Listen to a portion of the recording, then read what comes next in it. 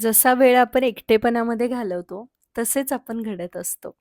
जर आपल्याला आपल्या अंतर्मनाशी कनेक्ट व्हायचं असेल, तर रोज थोडा वेळ एकांतात घालवला पाहिजे.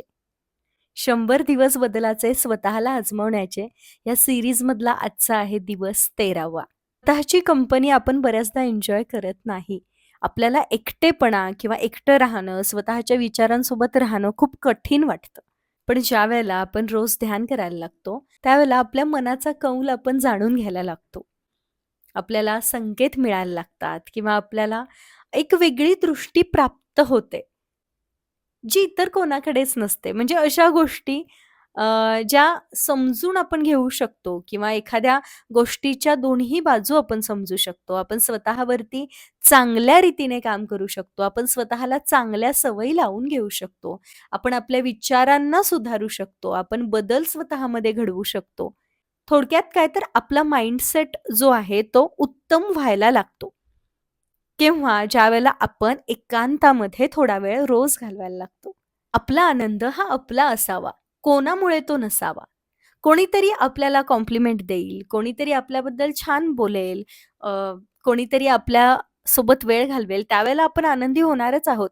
पण ज्यावेळेला आपण आपला आनंद शोधायला लागतो, ज्यावेळेला आपल्या हातून नवीन काहीतरी निर्माण व्हायला लागतं, त्यावेळेला आपण इमोशनली इंडिपेंडंट व्हायला लागतो. आपल्याला कोणी आनंदी करण्याची गरज पडत नाही. आपण स्वतः स्वतःच्या आनंदाची, स्वतःच्या इमोशन्सची काळजी घेऊ लागतो. दिवसातला काही वेळ आपल्याला शून्य होता यावं. विचार येतायत येऊ देत. आपल्याला विचारांवर नियंत्रण करायचं नाहीये. मात्र त्या विचारांनाही आपल्यावरती हावी होऊ द्यायचं नाहीये. जर आपल्याला सुखी, समाधानी आयुष्य जगायचं असेल, तर प्रत्येक गोष्टीमधली चांगली बाजू उचलून धरता आली पाहिजे आणि ती बाजू उचलण्यासाठी आपले विचार तितके सक्षम पाहिजेत, तितक्या उंचीवरती आपले विचार पोहोचले पाहिजेत. आणि जो व्यक्ती ध्यान करतो, जो व्यक्ती स्वतःसोबत वेळ घालवतो, तो शेवटपर्यंत, शेवटच्या श्वासापर्यंत शिकत राहतो. कारण तो चांगले विचार स्वतःमध्ये भरून साठी कायम तयार असतो. तो कधीच समाधानी नसतो. त्याला सतत काहीतरी नवीन शिकायचं असतं. मानसिकदृष्ट्या तो समाधानी असतो.